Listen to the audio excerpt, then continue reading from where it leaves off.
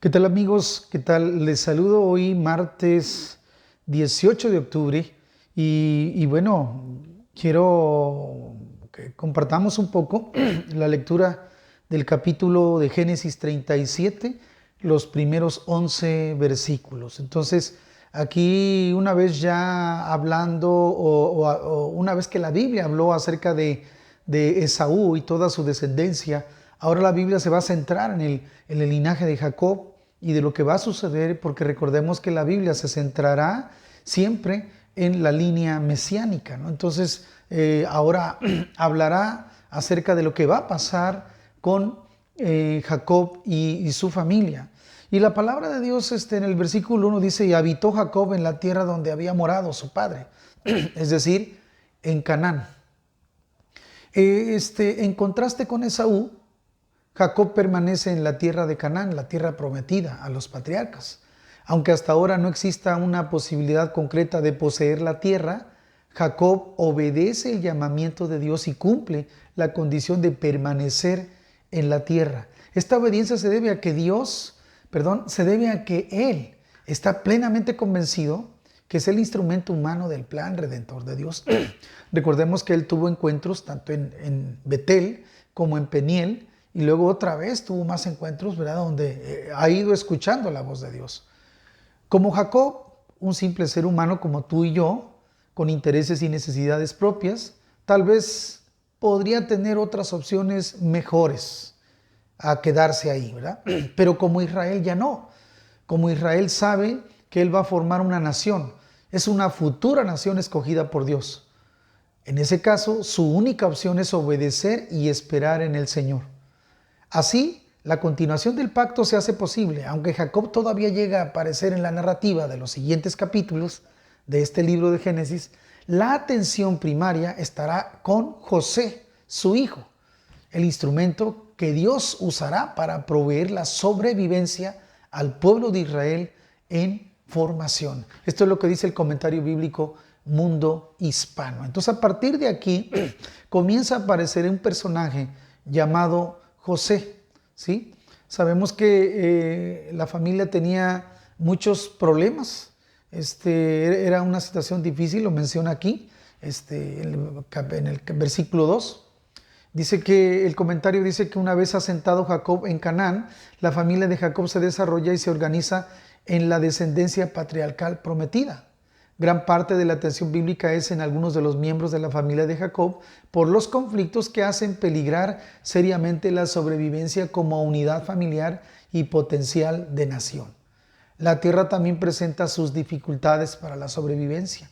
Varios conflictos experimentados por los patriarcas anteriores se repiten, algunos con más gravedad.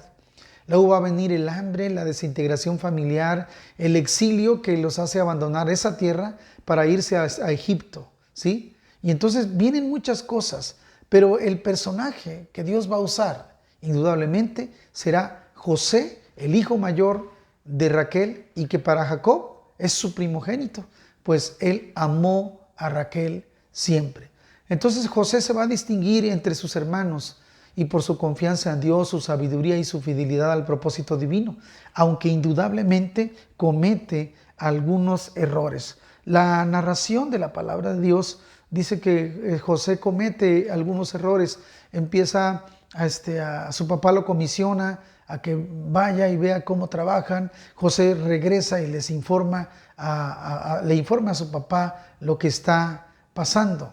Por ejemplo, José tenía 17 años, era un joven de la adolescencia a la juventud y enfrentaba las mismas tentaciones, oportunidades y toma de decisiones que los jóvenes de hoy están enfrentando.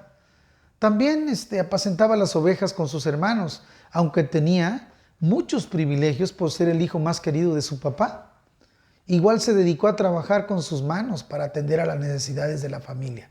Llama la atención también que estaba con los hijos de Bilha y los de Silpa, mujeres de su padre. Uno se pregunta, ¿por qué no con los hijos de Lea, quien al fin y al cabo era su tía natural? Bueno, los teólogos piensan que probablemente esta rivalidad entre las hermanas habría hecho la vida aún más difícil para un José quien recién había perdido a su mamá. Recuerden que su mamá recién había muerto. Entonces José tenía una comisión, informaba a su padre de la mala fama de sus hermanos. Por lo visto, los hermanos de José no eran conocidos como modelos. José se diferenciaba de sus hermanos por no participar con ellos en la mala fama y por ser el hijo de confianza de su padre. Es evidente que se puede ser joven, pero también se puede ser diferente, ¿no? Entonces, es algo muy importante. Ahora, ¿qué contienen los sueños de José? Los sueños de José realmente, quiero que lo veas de esa manera, así te lo comento.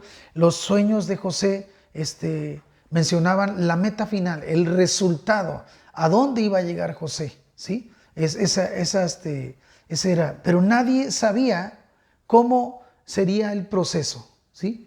Nadie se imaginaba, ni siquiera José, cómo iba a ser ese proceso para llegar a ese resultado.